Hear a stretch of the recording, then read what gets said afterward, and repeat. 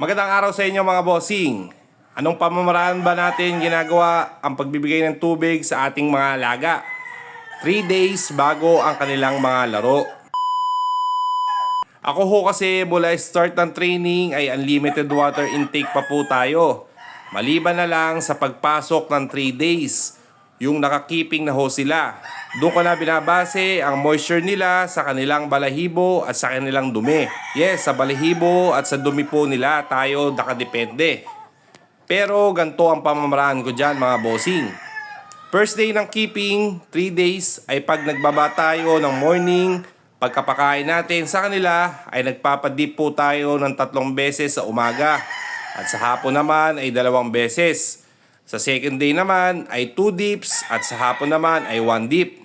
At sa araw na kanilang mga laro ay dumedepende na ako sa moisture nila. Una, yung balahibong para makislap na naglalangis. Mapapansin nyo naman yon mga bossing. At yung dumi nila ay hindi basang-basa or lusaw o hindi naman dry na dry. Mainam yung buo na medyo may tubig ng konti. Dahil sa totoo lang, hindi talaga maganda ang matubig sa ating mga alaga. Kahit nga walang inom na yan ay okay lang. Dahil ang patuka natin ay wet feeding, nag-a-absorb na din ng water ang binibigay natin na patuka sa kanila. Kaya wag masyado painom ng painom. At may alaga talaga tayo na kahit pagtapos kumain ay hindi na talaga umiinom. Mas maganda ho pag ganon.